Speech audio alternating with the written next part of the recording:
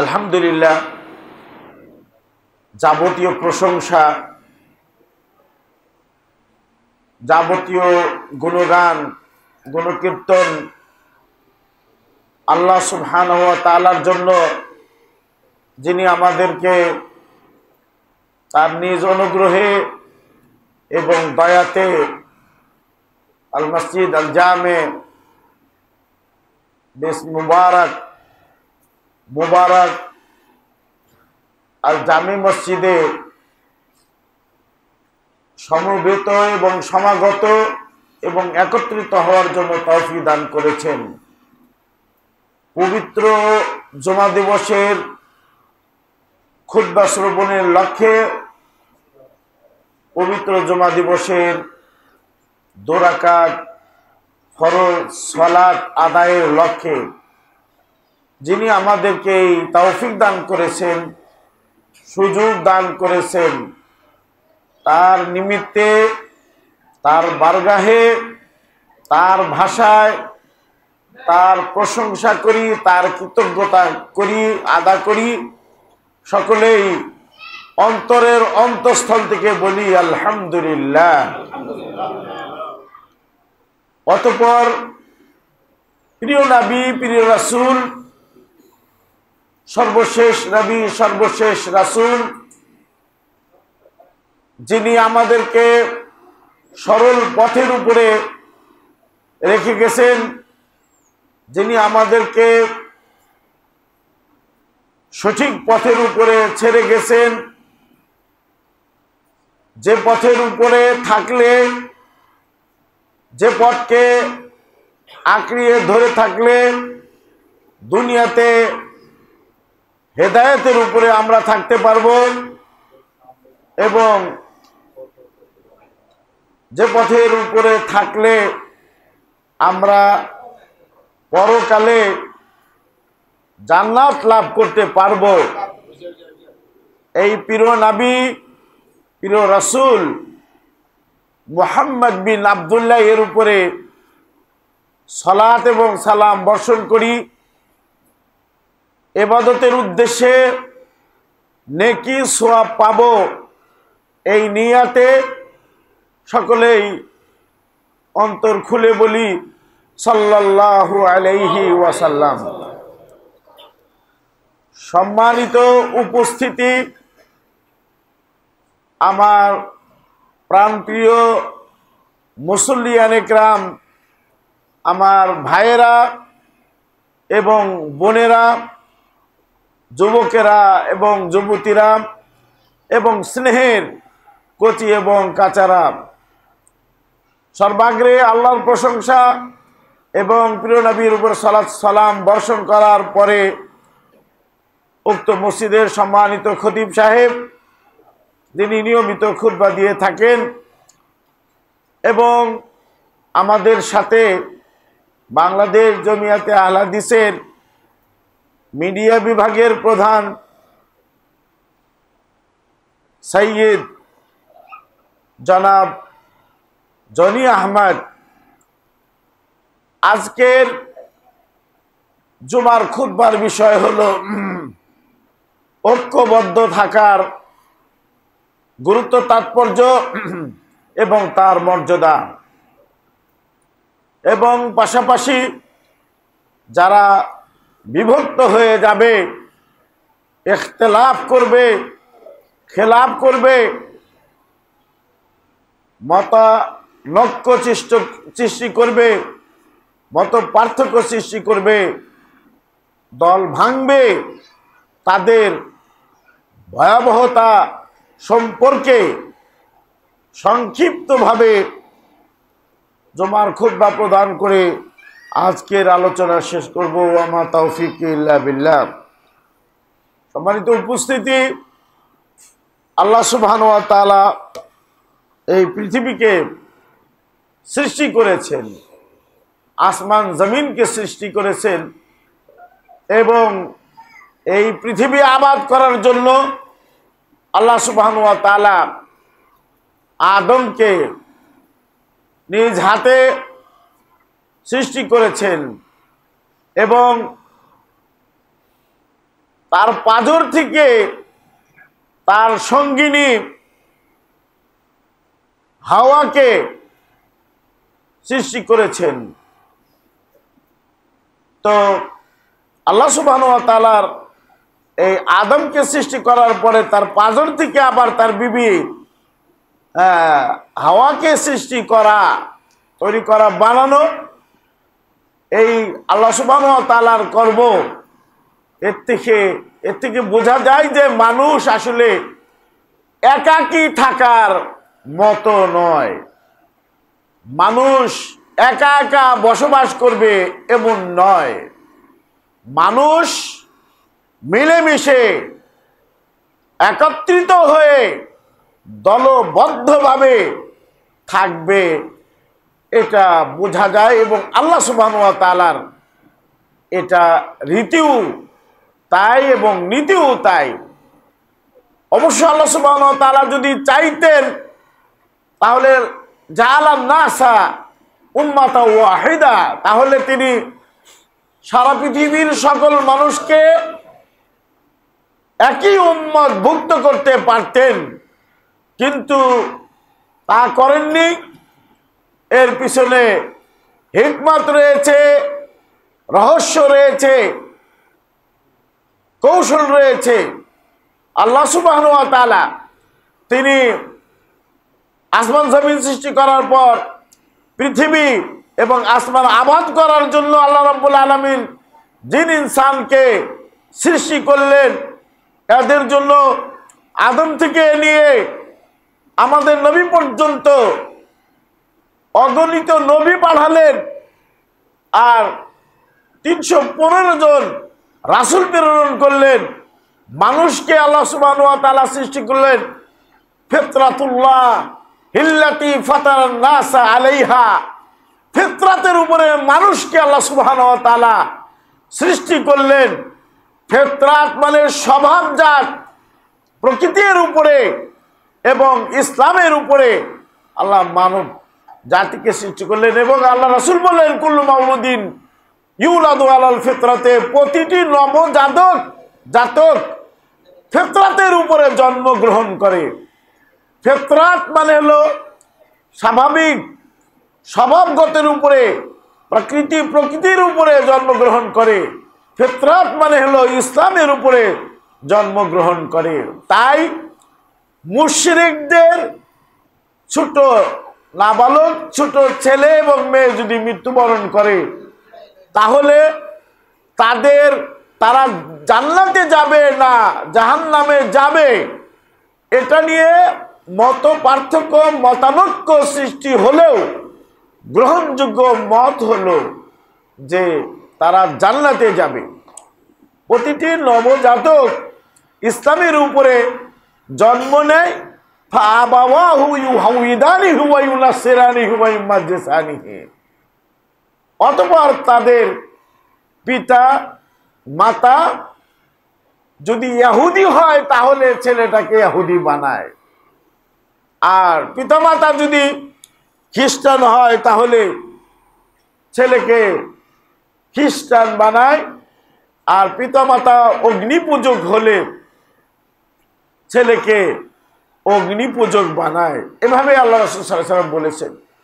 তো মানুষ সেই আদম আলাইহিস সালাম থেকে নিয়ে আমাদের নবী অদ্যাবধি পর্যন্ত এই মানুষ হলো সামাজিক জীব এবং সমাজবদ্ধ এবং জামাতবদ্ধ জীবন যাপন করার একটি গোষ্ঠী, একটি সমাজ বা একটি জাতি। এখানে এই ইখতিলাফ এবং মতানৈক্য আমাদের নবী সাল্লাল্লাহু আলাইহি সাল্লাম প্রেরণের পূর্বে ইসলাম পূর্ব যে জামানা ছিল, যে সেটাকে বলা হয় জাহিলিয়াতের জামানা, জাহিলিয়াতের যুগ।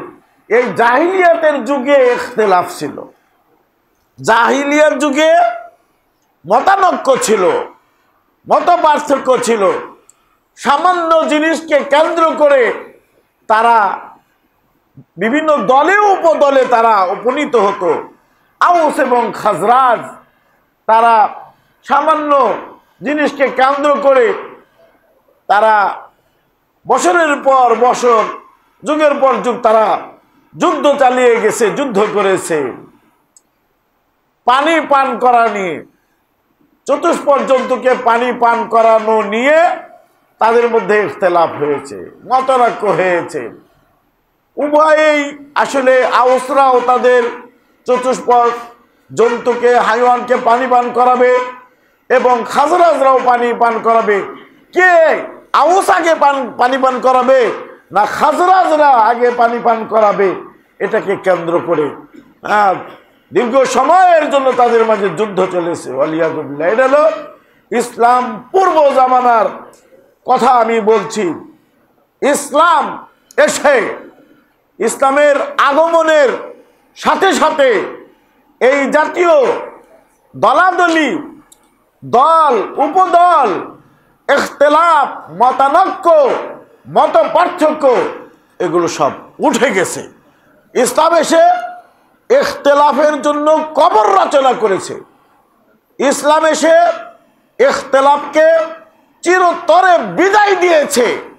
এখন আর ওই ইখতিলাফ উম্মতি রাহমাতুন এ কথা বলে মানুষের কথা, অথবা এটা কেউ হাদিস বলেছে, হাদিস হলেও এটা হাদিস বলে প্রচার করলেও এটা জাল কথা, এর কোনো অস্তিত্ব নেই।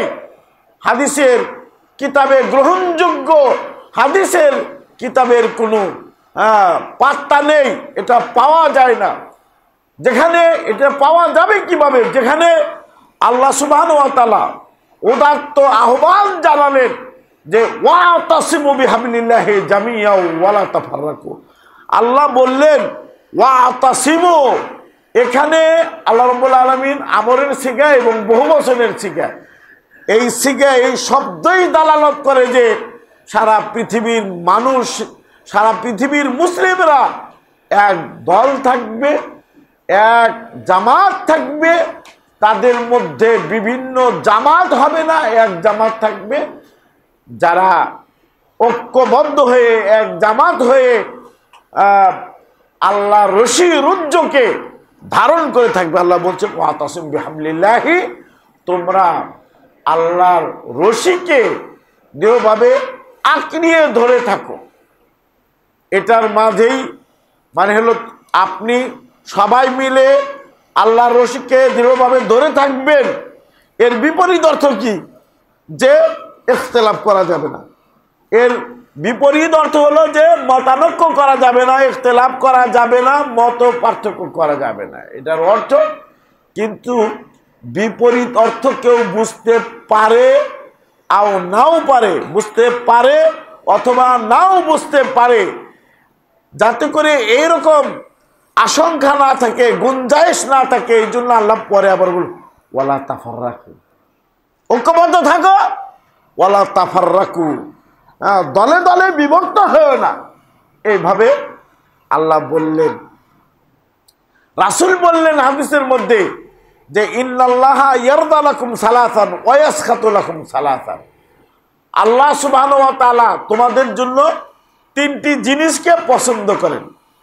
আল্লাহ আপনার জন্য আমার জন্য যে জিনিস পছন্দ করেছেন, আপনি সেটা পছন্দ করেন না। কি জিনিস পছন্দ করেছেন আল্লাহ?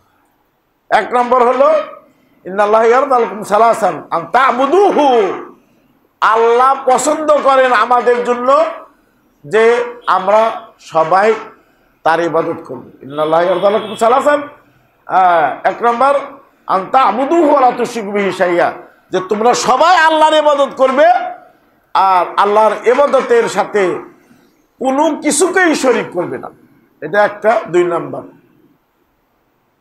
ওয়া আন তা'তাসিমু বিহাবলিল্লাহি জামিআন ওয়া লা তাফাররাকু, দুই নাম্বার হলো আল্লাহ পছন্দ করেন তোমাদের জন্য যে তোমরা আল্লাহর রশি রজ্জুকে দৃঢ়ভাবে ধারণ করে থাকবে, ওয়ালা তাফাররাকু, দলে দলে বিভক্ত হবে। তাহলে কোরআনের আদেশের সাথে রাসূলের আদেশ মিল আছে।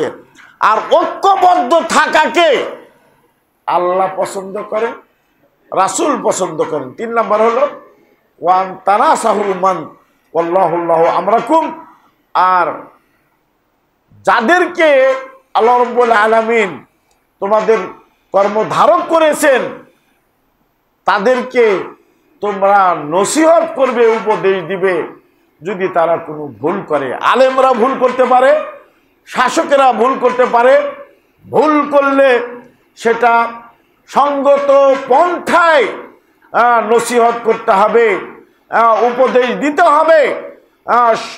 যথেষ্ট শক্তি না থাকলে তাদের বিরুদ্ধে বের হওয়া যাবে না এবং অনৈক্য এবং বিশৃঙ্খলা সৃষ্টি করা যাবে না। এটাই আল্লাহ সুবহানাহু ওয়া তাআলা বলেছেন এবং রাসূল সাল্লাল্লাহু আলাইহি সাল্লামের নীতিও তাই, আইম্মাদেরও নীতি এটাই ছিল। ইমাম আবু হানিফা, ইমাম মালিক, ইমাম শাফি, ইমাম আহমদ ইবনে হাম্বল, তাদের সময়ে বহু ধরনের জুলুম শাসকদের পক্ষ থেকে হয়েছে। কোনো এভিডেন্স নেই, দলিল নেই যে ইমাম আবু হানিফা তার অনুসারী ছিল না, ইমাম আবু হানিফার অনুসারী ছিল না, অনুসারী ছিল। ইমাম মালিকের অনুসারী ছিল, ইমাম শাফির অনুসারী ছিল, সাথী ছিল ইমাম আহমদ ইবনে হাম্বলেরও অনেক ছাত্র শাগির ছিল। তারা কোনোদিনই দেখা যায় না যে তাদের সাথীদেরকে নিয়ে অন্যায়ের প্রতিবাদ করার জন্য তারা শাসকের বিরুদ্ধাচারণ করেছেন, এরকম দেখা যায় না। বরং ইমাম আহমদ ইবনে হাম্বল তিনি বলেছেন যে যদি আমি জানতাম যে আমার কোন দোয়াটি আল্লাহর কাছে কবুল হবে, গ্রহণ হবে, এটা যদি আমি জানতাম তাহলে আমার ওই দোয়াটা আমি আমার শাসকের জন্য, আমার রাজার জন্য, আমার প্রেসিডেন্টের জন্য আমি করতাম। কারণ কি? কারণ হলো একজন রাজার মাধ্যমে যে কাজ হয়, যে কাজ করা সম্ভব, কোরআন দ্বারা সেটা করা সম্ভব না। কোরআন তো আপনার এই যে আপনার হাতে আছে, তারপরে আপনি আলমারিতে আলমিরাতে রেখে দিয়েছেন। এই কোরআন তো আর যে এনে মাঠে কাজ করতে পারবে না, বা কথা বলতে পারবে না, অথবা প্রতিবাদ করতে পারবে না। একজন শাসক সে যদি চায়, সে যদি কোরআনের অনুসারী হয়, রাসূলের আদর্শের অনুসারী যদি হয়, কোরআন এবং রাসূলের আদর্শের অনুসারী হওয়ার কারণে সে সমাজে যদি বলে যে আজ থেকে এই দেশে কোনো প্রকারের কবর থাকবে না, কোনো প্রকারের মাজার থাকবে না, কোনো প্রকারের সেজদা মাজারে হবে না, কবরে হবে না, শাসক যদি এই নির্দেশ দেয়, সেখানে কবর থাকতে পারে, সেখানে কবরের পূজা হতে পারে, সেখানে আপনার শিরক হতে পারে, বেদাত হতে পারে, তাই একজন শাসকের মাধ্যমে আল্লাহ সমাজের মধ্যে যে কাজ নিতে পারেন, কোরআন দ্বারা সেটা নিতে পারেন না। মানে হলো ওই শাসকই যদি কোরআনের ফলোয়ার হয় তাহলে এভাবে সম্ভব। সম্মানিত উপস্থিতি, আল্লাহ সুবহানাহু ওয়া তাআলা আমাদের জন্য পছন্দ করেন যে আমরা জামাতবদ্ধ থাকব, দলবদ্ধ থাকব, এবং এটা হলো আল্লাহর আদেশ। রাসূল সাল্লাল্লাহু আলাইহি ওয়াসাল্লাম বলছেন যে ইয়াদুল্লাহি আলাল জামা, আল্লাহ রাব্বুল আলামিনের হাত রয়েছে জামাতের উপরে। জামাতবদ্ধ যারা থাকে তাদের উপরে আল্লাহর হাত রয়েছে। মানে আল্লাহ সুবহানাহু ওয়া তাআলা তিনি থাকার অর্থ, তার হাত থাকার অর্থ আল্লাহ রাব্বুল আলামিনের জন্য প্রকৃত হাত রয়েছে। কেমন হাত সেটা আল্লাহ সুবহানাহু ওয়া তাআলা ভালো জানেন। এটা তিনি তার জন্য সাব্যস্ত করেছেন, আমরা সাব্যস্ত করবো এবং ঈমান আনবো। এটা হলো আমাদের আকীদা। মানে জামাতবদ্ধভাবে যদি থাকে তাহলে তাদের উপরে আল্লাহর রহমত এবং দয়া বর্ষণ হবে। বর্ণিত হয়েছে, আল্লাহ রাসূল হাদিসের মধ্যে আরো বলেছেন, যারা জান্নাতের সুগন্ধি পেতে ইচ্ছা পোষণ করে, তারা যেন জামাতবদ্ধ জীবন যাপনকে অত্যাবশ্যকীয় মনে করে। আল্লাহ রাসূল সাল্লাল্লাহু আলাইহি ওয়াসাল্লাম এইভাবে বলেছেন। রাসূল সাল্লাল্লাহু আলাইহি ওয়াসাল্লাম আরো হাদিসের মধ্যে বলেছেন যে আনা আমুরুকুম বেখামসিন বেসামে ও তাআতে, ইমামের শাসকের কথা শুনবে, তার আনুগত্য করবে। ওয়াল হিজরাতি ওয়াল জিহাদে, হিজরত করার জন্য তোমাদেরকে আমি আদেশ দিচ্ছি। আপনি এমন জায়গায় আছেন যেখানে কোরআন এবং সহিহ সুন্নাহ যেখানে আছেন সেখানে আমি কোরআন এবং সুন্নাহর আদেশকে যথারীতি যথাযোগ্য পালন করতে পারছেন না, আপনাকে বাধা প্রদান করা হচ্ছে। এমত অবস্থায় ওই জায়গা পরিত্যাগ করে যেখানে যে আপনি কোরআন এবং হাদিসের আদেশ পালন করতে পারবেন, নিষেধ থেকে বিরত থাকবেন, সেখানে আপনি হিজরত করবেন। ওয়াল জিহাদ, জিহাদের আমি নির্দেশ দিচ্ছি।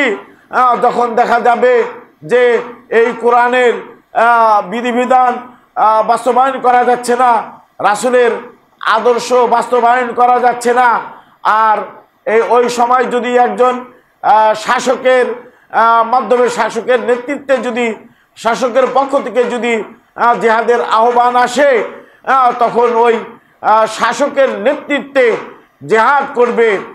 এটা আমি তোমাদেরকে আদেশ দিচ্ছি। এটা 4 নাম্বার। 5 নাম্বার হলো ওয়ামুরকুম বিল জামাতে, আমি তোমাদেরকে জামাতবদ্ধ জীবন যাপন করার জন্য আদেশ দিচ্ছি। আল্লাহ রাসূল সাল্লাল্লাহু আলাইহি ওয়াসাল্লাম বিভক্ততা থেকে, ঐক্য মতের বিপরীত হলো অনৈক্য থেকে আল্লাহ রাসূল সতর্ক করেছেন। এর আগে আল্লাহ রাব্বুল আলামিন সতর্ক করেছেন, ওখানে বললেন যে ওয়াতাসিমু বিহাবলিল্লাহি জামিআন ওয়া লা তাফাররাকু, তোমরা সকলেই মিলে আল্লাহর রশিকে আঁকড়িয়ে ধরো এবং ওয়ালা তাফাররাকু, তোমরা দলে দলে বিভক্ত হয় না। এখানে এভাবে বলার পরের আয়াতে বলছেন আল্লাহ রাব্বুল আলামিন, ওয়ালা তাকুনু কাল্লাযিনা তাফাররাকু, তোমরা তাদের মতো হয় না, তোমরা তাদের মতো হয় না যারা তাফাররাকু মানে হলো দলে দলে বিভক্ত হয়েছে। মিন বাদি মা জাআতহুমুল বায়িনাতু, তাদের কাছে বাইয়িনাত সুস্পষ্ট দলিল প্রকাশ পাওয়ার পরে এইভাবে আল্লাহ রাব্বুল আলামিন মানুষকে নিষেধ করেছেন, যাতে করে তারা তাদের পূর্বে যারা ইখতিলাফ করেছিল, মতনৈক্য সৃষ্টি করেছিল এবং বিভিন্ন দলে এবং উপদলে বিভক্ত হয়েছিল, তাদের মতো হতে নিষেধ করেছেন। আল্লাহ কোরআন কারীমের মধ্যে বলছেন ইয়াউমা তাবিয়াদু বুজুহুম ওয়া তাসওয়াদু বুজুহ, যে সেই দিবসে তথা প্রলয় দিবসে, কিয়ামতের দিবসে কিছু চেহারা তাবিয়াদু মানে হলো হবে, উজ্জ্বল হবে এবং সুফাইদ হবে, উজ্জ্বল হবে। ওয়া তাসওয়াদু বুজুহ, কিছু চেহারা আবার কালো হবে, মলিন হবে। আব্দুল্লাহ ইবনে আব্বাস বলেছেন ইয়াউমা তাবিয়াদু বুজুহু আহলি সুন্নাতি ওয়াল জামা, সেই দিবসে, কিয়ামতের দিবসে আহলুল সুন্নাহ ওয়াল জামা, প্রকৃতপক্ষে যারা আহলে সুন্নাহ ওয়াল জামা। আজকাল তো দেখা যায় নিজেদেরকে খুব সুন্দর নামে ভূষিত করেছে আহলুস সুন্নাহ ওয়াল জামা। এই আহলুস সুন্নাহ ওয়াল জামা নাম ধরে এই আহলুস সুন্নাহ ওয়াল জামাতের বিপরীত যত কাজ আছে তারা করে। প্রকৃতপক্ষে আহলুস সুন্নাহ ওয়াল জামা মানে যারা কোরআনকে আল্লাহর রাসূলের বুঝ অনুপাতে বুঝে সেই অনুপাতে আমল করে, ওইদিকে মানুষকে আহ্বান করে। এবং প্রকৃত আহলুস সুন্নাহ ওয়াল জামা তারা যারা রাসূলের আদর্শকে রাসূলের বুঝ অনুপাতে, সাহাবাদের বুঝ অনুপাতে বুঝে তার প্রতি আমল করে এবং মানুষদেরকে আহ্বান করে, এরা হলো আহলুস সুন্নাহ ওয়াল জামা। তারা আহলুল হাদিস যুগে, তারা সালাফি যুগে, তারা আহলুল আসার যুগে, তারা হলো যুগে তারা আহলুত তাওহীদ মানে তাওহীদপন্থী, তারা যুগে আহলুস সুন্নাহ মানে হলো সুন্নাহ মানেও হলো আপনার তাওহীদ। এভাবে হাদিসের মধ্যে এসেছে। তাহলে আব্দুল্লাহ ইবনে আব্বাস বলেছেন যারা ঐক্যবদ্ধ, দুনিয়াতে ঐক্যবদ্ধ থাকবে, কোরআন এবং সহিহ সুন্নাহকে দৃঢ়ভাবে ধারণ করে থাকবে, একটি জামাত হবে, এদের চেহারা পরকালে উজ্জ্বল হবে, হাস্যোজ্জ্বল হবে এবং তাদের চেহারায় নূর চমকাবে।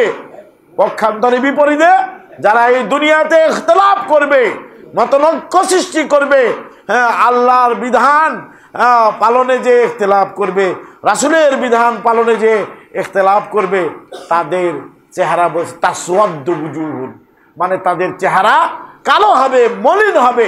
হ্যাঁ, আল্লাহ এই আয়াতের মধ্যে ইখতিলাফ করা থেকে, মতনৈক্য করা থেকে, মতপার্থক্য করা থেকে সতর্ক করেছেন।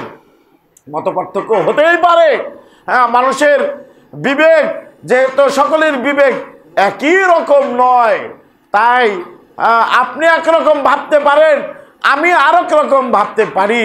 হ্যাঁ, দিনের বিধানের ব্যাপারে আমি একরকম বুঝতে পারি, আপনি আরেক রকম বুঝতে পারেন। কিন্তু হ্যাঁ, এখানে এই যে আমার এবং আপনার মাঝে বিধানের ব্যাপারে যে মতপার্থক্য হলো বুঝের মাঝে, এখানে কোনটা আমি গ্রহণ করব।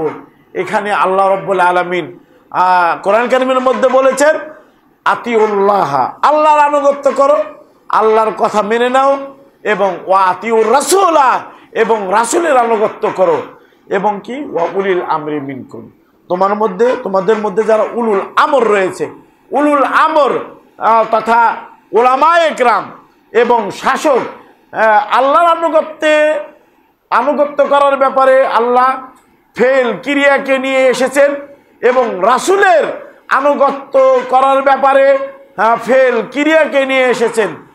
আর ওয়া উলিল আমরি মিনকুম, এখানে কিন্তু ওয়া আতিউ উলিল আমর এই ফেলটি কিন্তু তৃতীয়বারে নিয়ে আসেনি।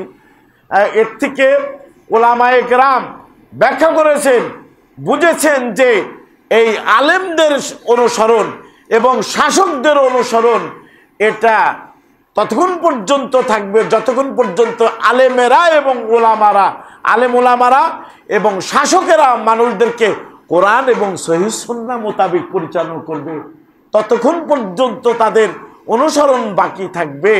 আর যদি কোরআন এবং সহিহ সুন্নাহ মোতাবেক আলেমেরা সমাজের লোককে পরিচালনা না করে, এবং আলেমেরা যদি রাসূলের আদর্শ অনুপাতে যদি সমাজ পরিচালনা না করে, তাহলে তার কথা শোনা যাবে না, মানা যাবে না এবং বিশৃঙ্খলাও সৃষ্টি করা যাবে না। তাকে নসিহত করতে হবে, ধৈর্য ধারণ করতে হবে, তার অনুসরণ যেটা ভালো সেটার অনুসরণ করতে হবে। ইন্নামা আত-তাআতু ফিল মারুফ, আনুগত্য, আলেমদের আনুগত্য, শাসকদের আনুগত্য হবে মারুফ, মানে হলো সঙ্গত কাজে, অসঙ্গত কাজে নয়।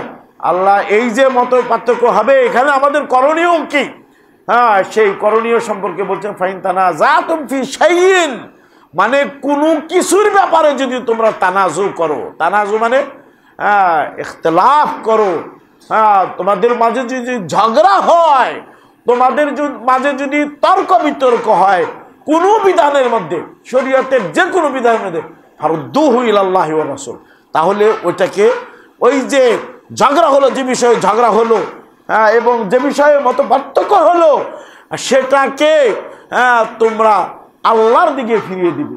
অর্থাৎ ওই যে বিষয়ে যে বিধানে ইখতিলাফ হলো, ওই বিধানের হুকুমটা কোরআন থেকে তোমরা গ্রহণ করো, কোরআনে কি হাদিস সেটা নাও, ওয়ার রাসূল, এবং ওই বিধানটা যে বিধানে তোমাদের ইখতিলাফ ঝগড়া হয়েছে ওটা রাসূলের কাছে ফিরিয়ে দাও। রাসূলের কাছে ফিরিয়ে দেওয়ার অর্থ দুটি, একটি হলো তার জীবদ্দশায় সরাসরি তার কাছে যাওয়া, যেরকম বহু সাহাবাদের ঘটনা পাওয়া যায়। কেরাতের ব্যাপারে এক সাহাবী একরকম কেরাত পড়ছে, আরেকজন আরেক রকম উল্টা কেরাত পড়ছে। কোরআন যেহেতু 7 কেরাতে নাজিল হয়েছে, 7 ভাষায় নাজিল হয়েছে, দুইজন সাহাবী দুই রকম পড়েছে। একজনে মনে করছে যে আমি যেটা পড়ছি এইটাই ঠিক, অপরটা যেটা সে শুনে নাই সেটা ভুল মনে করে তাকে গলায় ধরে অথবা কলার ধরে রাসূলের কাছে নিয়ে গেছে, নিয়ে যে বলছে যে দেখেন আপনি আমাকে এভাবে পড়েছেন, এর বিপরীতে পড়েছে। আল্লাহ রাসূল সাল্লাল্লাহু আলাইহি সাল্লাম সেখানে বলছেন যে ফয়সালা দিয়েছেন কিলাকুমা, যেহেতু 7 লোকাতে 7 ভাষায় কোরআন নাজিল হয়েছে, কিলাকুমা মুহসিনুন, তোমাদের দুইজনের পড়াই ঠিক আছে, দুভাবেই কোরআন নাজিল হয়েছে। তার জীবদ্দশায় তাহলে সরাসরি তার কাছে যাওয়া, আর তার মৃত্যুর পরে, তার ইন্তেকালের পরে, তার মৃত্যুর পরে মানুষ আবার রাসূল মৃত্যুবরণ করেছে এটা আবার অনেকে মানে না, বিশ্বাস করে না, কারণ রাসূল মৃত্যুবরণ করেনি। তারা মনে করে যে রাসূল যে হায়াতুন নবী, জিন্দা নবী মনে করে, নাউজুবিল্লাহ মিন যালিক। আল্লাহ কোরআনে বলছেন যে ইন্নাকা মাইয়িতুন, তুমি মরণশীল, তুমি মরণশীল, আর ওয়া ইন্নাহুম মাইয়িতুন, তোমার পরে যারা আছে তারা কি আবার বাইসা থাকবো? তারাও মৃত্যুবরণ করবে, তারাও মরণশীল। রাসূল মৃত্যুবরণ করেছেন। মৃত্যুর সময় ঘটনা উমর বলছেন যে মৃত্যুবরণ করেনি, আর আবু বকর সে চ্যালেঞ্জ করেছিলেন যে না, সে মৃত্যুবরণ করেনি, এটা বলতেও দিবে না। পরে আবু বকরের কাছে যখন খবর গেল, আবু বকর এসে রাসূলের মুখ ঢাকা ছিল, খুলে দেখলেন যে প্রকৃতপক্ষেই তিনি মৃত্যুবরণ করেছেন। তখন আবু বকর উমারকে চুপ করালেন এবং বললেন যে কথা বলিও না। তিনি একটি আয়াত পড়লেন, ওমা মুহাম্মাদুন ইল্লা রাসূলুন, ওমা মুহাম্মাদুন ইল্লা রাসূলুন, মুহাম্মদ কেবল রাসূল, ওমা মুহাম্মাদুন ইল্লা রাসূলুন। এই মাতা এই আয়াত আবু বকর রাদিয়াল্লাহু তাআলা পড়লেন। এই আয়াত শুনে অনেক সাহাবারা মনে করলেন যে এই আয়াত মনে হয় নতুন বা সবেমাত্র নাজিল হলো, এরকম তারা মনে করলেন। অথচ আয়াত তো আগেই নাজিল হয়ে আছে, ওমা মুহাম্মাদুন ইল্লা রাসূলুন আফাই মাতা আও কুতিলান কালাবতুম আলা আকাবিকুম। এইভাবে আয়াত পড়লেন, বোঝা গেল রাসূল মৃত্যুবরণ করেছেন। তাকে তার বাড়িতে কবর দিয়ে রাখা হয়েছে। আর তার কবরকেও আবার কবর বলে না, তার কবরকেও, রাসূলের কবরকেও কবর কয় রওজা। কবরকেও কি কবর বলে না, কয় রওজা। রওজা হলো রাসূলের যে মেম্বার, এই মেম্বার থেকে রাসূলের বাড়ি পর্যন্ত যে জায়গা, এই জায়গাটা হলো রওজা। এই জায়গাটা হলো জান্নাতের জায়গা, অথবা এই জায়গায় যারা ইবাদত করবে তারা জান্নাতে যাবে। তাহলে রাসূল মৃত্যুবরণ করেছেন এবং তিনি মৃত্যুবরণ করেছেন, এটা আল্লাহ কোরআনে বলেছেন। এবং রাসূল সাল্লাল্লাহু আলাইহি সাল্লাম তিনিও বহু জায়গায় বলছেন, তিনি বলছেন যে তাকে দুনিয়াতে বেঁচে থাকা এবং আল্লাহর কাছে যাওয়ার ব্যাপারে স্বাধীনতা দিয়েছিলেন। তিনি বলেছেন আল্লাহুম্মা রাফিকুল আলা, বলেছেন। তাহলে মাসলা মাসাইল যদি কোনো সমস্যা হয়, তার জীবদ্দশায় তার কাছে সরাসরি যাওয়া, তার মৃত্যুর পরে তার সহিহ সুন্নাহ রেখে গেছেন, সহিহাইন বুখারী মুসলিম, সুনানুল আরবা, 4টি সুনানের গ্রন্থ, এবং দারাকুতনি, বাইহাকি, তারপরে হলো মুসান্নাফ ইবনে আবি শাইবা, মুসান্নাফ ইবনে আব্দুর রাজ্জাক। এই যে হাদিসের বহু গ্রন্থ রয়েছে, এই হাদিসের মধ্যে সহিহ হাদিস যেটা, সেদিকে এই মতনৈক্যপূর্ণ বিধানকে ফিরিয়ে দেওয়া হবে এবং সেখানে থেকে এই ইখতিলাফপূর্ণ এবং যে বিষয়ে তর্ক হয়েছে এই বিষয়ে মাসালা রাসূলের সুন্নতে গ্রহণ করতে হবে। আল্লাহ অন্যত্র বলছেন, ওয়ামাখতালাফতুম ফীহি মিন শাইইন ফাহুকমুহু ইলাল্লাহ, তোমরা যে বিষয়ে ইখতিলাফ করেছ, ফাহুকমুহু, এই ইখতিলাফ করা বিষয়ের হুকুম ইলাল্লাহ, আল্লাহর কাছে, মানে আল্লাহর দিকে, মানে আল্লাহর কাছ থেকে নিতে হবে। এভাবে রাসূল বলেছেন, আল্লাহ বলেছেন। আর রাসূল সাল্লাল্লাহু আলাইহি সাল্লামও তিনি ইখতিলাফ করা থেকে সতর্ক করেছেন এবং ইখতিলাফ হবে এই ভবিষ্যৎবাণীও করেছেন।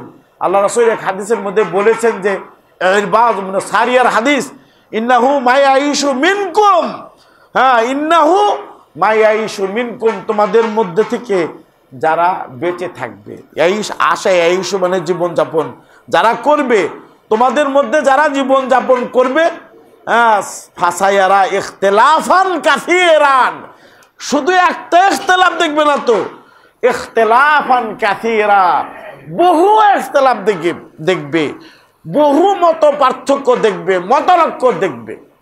ওই সময় আল্লাহ রাসূল এই ভবিষ্যৎবাণী করলেন আর চুপ থেকে গেছেন, ব্যাপারটা এরকম না। তখন বলছে যে ইখতিলাফ থেকে বাঁচার পথ কি, সেটাও বাতলিয়ে গেছেন। বলছেন যে আলাইকুম বিসুন্নতি ওয়া সুন্নাতিল খুলাফা আর রাশিদিন আল মাহদিয়িন।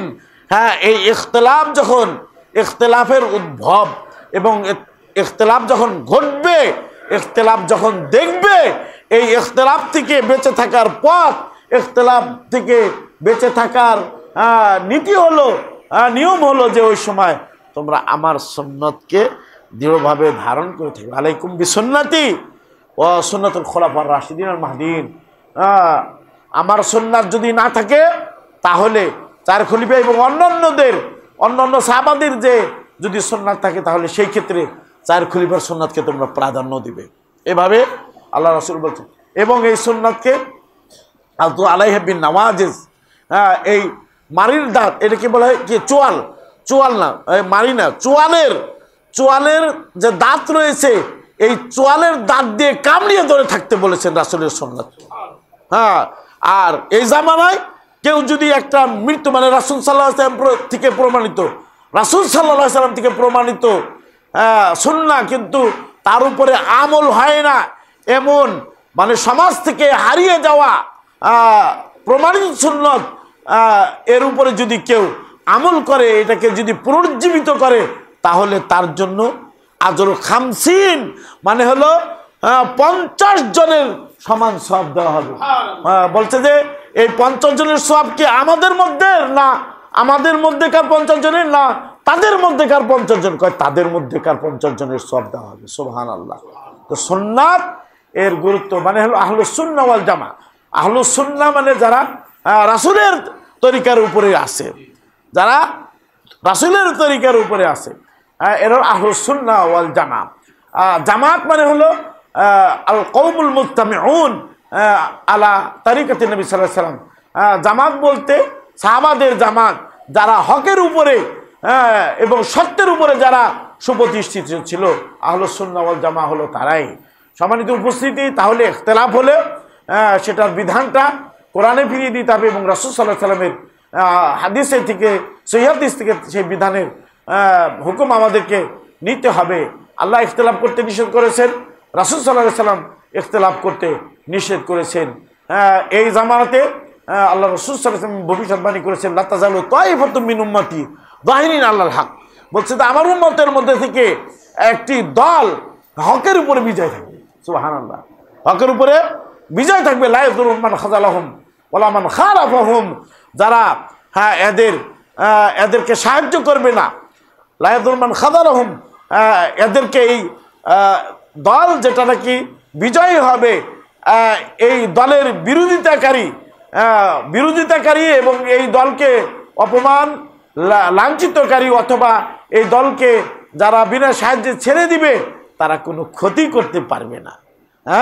তারা ক্ষতি করতে পারবে না, এভাবে আল্লাহ রাসূল সাল্লাল্লাহু আলাইহি ওয়াসাল্লাম বলেছেন।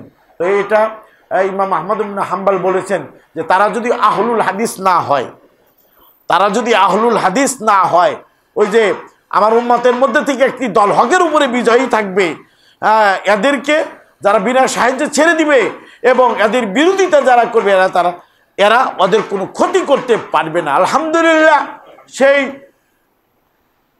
সেই বহু যুগ থেকে আলহামদুলিল্লাহ আমরা বলতে পারি যে যেদিন থেকে ওয়াহি নাজিল হয়েছে সেদিন থেকে আহলুল হাদিসদের কাজ শুরু হয়েছে, তাওহীদ প্রচার এবং সহিহ সুন্নাহ প্রচার। সেই সময় থেকে রাসূলকে তাওহীদ প্রচার করতে বাধা দিয়েছে মুশরিকরা, এবং রাসূলকে তার আদর্শ বাস্তবায়ন করতে তারা বাধা দিয়েছে। তারা রাসূলকে রাসূল হিসেবে মেনে নেয় নাই।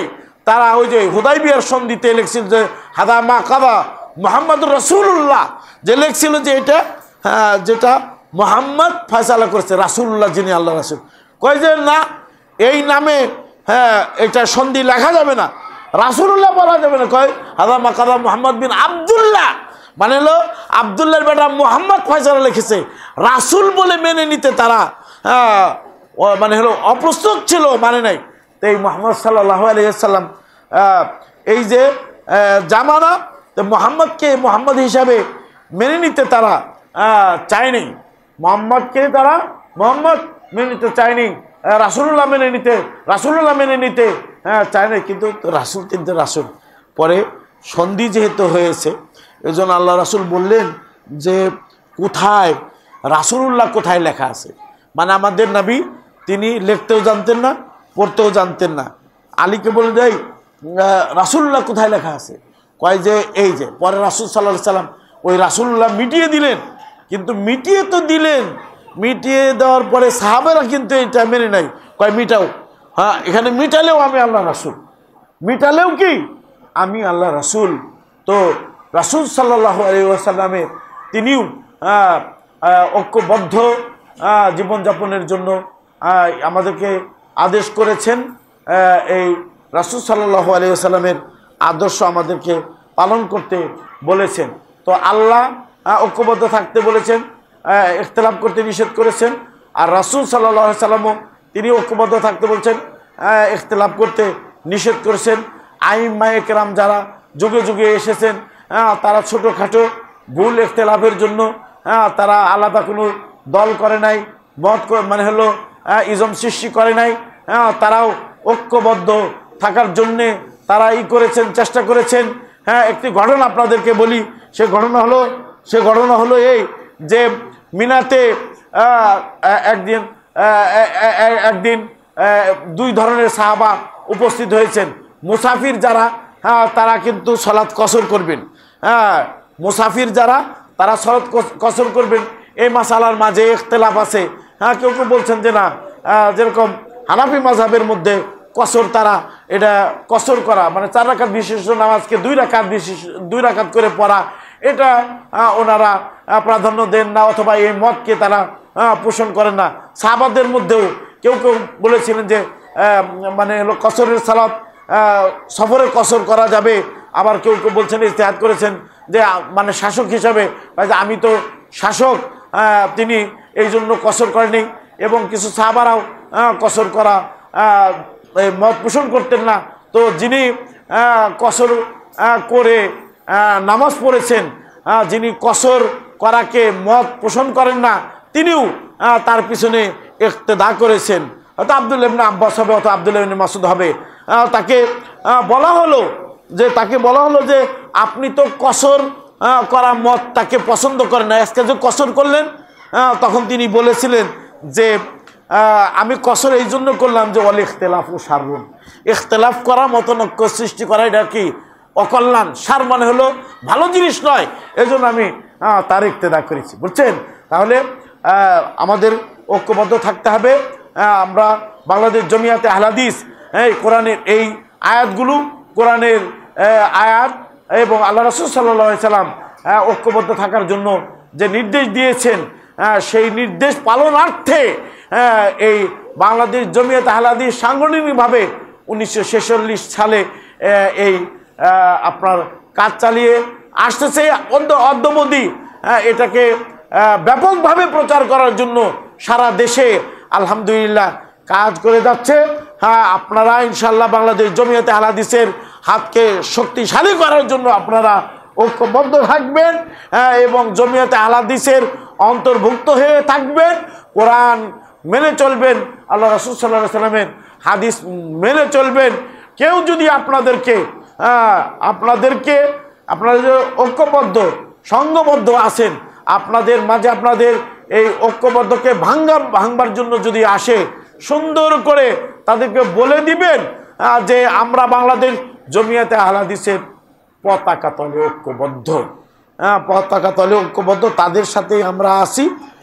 আপনি এখানে যদি কোনো কথা বলতে চান, কোরআন এবং হাদিসের কথা বলতে চান, তাহলে বাংলাদেশ জমিয়াতে আহলে হাদিসের ছত্রছায়ায় এবং তাদের নেতৃত্বে, তাদের পক্ষ থেকে এসে আমাকে কথা বলতে হবে। শুনেন, বাংলাদেশ জমিয়াতে আহলে হাদিস 1946 সালে এটার মানে হলো সাংগঠনিকভাবে এটার মানে হলো প্রতিষ্ঠিত। ওই সময় এই দাওয়াত দেওয়ার কোনো লোক ছিল না। আব্দুল্লাহ আল কাফি আল কুরাইশি তিনি এই নিখিল ভারতে এবং এই বাংলাদেশে তিনি এই দাওয়াতি কাজ শুরু করেন। ওই সময় অবস্থা অত্যন্ত জটিল এবং কঠিন ছিল। মসজিদে আমিন বললে ঘাড় ধাক্কা দিয়ে বের করে দেওয়া হতো এবং মসজিদ ধুয়ে নেওয়া হতো। ওই সময় কথা বলার লোক এই বাংলাদেশ জমিয়াতে আহলে হাদিস ছাড়া এই দেশে কথা বলার কেউ ছিল না। আজকে যারা আমাদের এই দলকে ভেঙ্গে অথবা আমাদের দল থেকে বেরিয়ে যে নিজেদেরকে নেতা মনে করছে এবং দায়ী মনে করছে, এরাও এই জমিয়তের ছত্র ছায়ায় লালিত পালিত তারা মানুষ হয়েছে। এবং তারা এরা যারা আহলুল হাদিসদের মধ্যে থেকে বেরিয়ে গেছে তারা, এবং যারা আসলেই এই আহলুল হাদিস ঘরনা লোক নয়, এখন তারা সহি কথা বলতেছে, তারাও এ দেশে সহি কথা বলার সাহস পেয়েছে এই আহলুল হাদিসরাই তাদের জন্য এই সহি কথা বলার মাঠকে প্রস্তুত করে দিয়েছে, ক্ষেত্র তৈরি করে দিয়েছে, এটা কেউ অস্বীকার করতে পারবে না। আমরা বাংলাদেশ জমিয়তে আহলে হাদিস আলহামদুলিল্লাহ 64টি জেলার মধ্যে আপনার 64টি জেলার মধ্যে 50টি জেলাতে সাংগঠনিকভাবে কাজ আছে এবং বাকি জেলাতেও আরও বাকি যে জেলাগুলো সেগুলোর মধ্যেও আলহামদুলিল্লাহ দাওয়াতি কাজ আছে আলহামদুলিল্লাহ। এছাড়া আপনার এই বাংলাদেশ জমিয়তে আহলে হাদিসের অধীনে একটি আহলে হাদিস তালিমি বোর্ড আছে। এই আহলে হাদিস তালিমি বোর্ডে 850 মাদ্রাসা আছে, বলে আলহামদুলিল্লাহ। হ্যাঁ, তার মধ্যে আপনাদের কাছে একটা দারুল হাদিস পাঁচরুখি দারুল হাদিস সালাফিয়া মাদ্রাসা, সে বিশাল মাদ্রাসা, ওখান থেকে ও মাদ্রাসা মুআদ্দালা। এই 850 মাদ্রাসার মধ্যে 16টি মাদ্রাসা সৌদি আরবের মদিনা বিশ্ববিদ্যালয় এর সাথে এবং এই মদিনা বিশ্ববিদ্যালয় ছাড়া অন্যান্য আরও বিশ্ববিদ্যালয়ের সাথে নিবন্ধিত তারা ছাত্র যায়, এমন একটা সংগঠন দেখান যে সংগঠনে এতটি মাদ্রাসা সৌদি আরবের বিশ্ববিদ্যালয়ের সাথে মুআদ্দালা বা নিবন্ধন আছে। এই এখানে আসলে জমিয়তে আহলে হাদিস কি কাজ করে সেটা আসলে বলার কথা না, এটা আল্লাহ সুবহানাহু ওয়া তাআলাই দেখতেছেন। তবে মানুষ বলে যে জমিয়তে আহলে হাদিস কি করে, তার কাজ কি। আপনার প্রতিটি ডিস্ট্রিক্টে প্রতিটি উপজেলায় জমিয়তে আহলে হাদিসের যত আলেম আছে, যারা দল ভেঙে গেছে, সারা বাংলাদেশ খুঁজে মনে হয় একটা থানায় যে আহলে হাদিসদের আলেম জমিয়তে আহলে হাদিসের আলেম আছে, সারা বাংলাদেশে তাদের এত আলেম নাই। তারা বিভিন্ন পন্থীবিধি মত পোষণ করে এমন আলেমদেরকে দাওয়াত দিয়ে তাদের দল ভারী করার জন্য অপপ্রচেষ্টা করে, এগুলো আপনারাও দেখেন, আমরাও দেখি। সে যাই হোক, আর কথা লম্বা বলছি না, দেড়টাই তো শেষ করার কথা বলছিলেন, তাই না? সময় হয়ে গেছে। আল্লাহ সুবহানাহু ওয়া তাআলার কাছে আমাদের প্রার্থনা এবং দোয়া, যাতে করে আমরা আল্লাহ যেভাবে আমাদেরকে ফিতরাতের উপরে ইসলামের উপরে সৃষ্টি করেছেন, এই ইসলামের উপরে যেন থাকতে পারি, কোরআনের পথে থাকতে পারি, রাসূলের আদর্শের পথে থাকতে পারি। এই কোরআন এবং রাসূলের আদর্শ বাস্তবায়নকারী সংগঠন বাংলাদেশ জমিয়তে আহলে হাদিস এর সাথে যেন আমরা থাকতে পারি। আল্লাহ আমাদেরকে তৌফিক দান করেন, বলেন আমিন। বারাকাল্লাহু লানা ওয়া লাকুম ফিল কোরআনিল আযীম ওয়া নাফা'না বিল আয়াতি ওয়া যিকরিল হাকীম। ফাইন্নাহু তাআলা জাওয়াদুন কারীম মালিকুম বাররুম।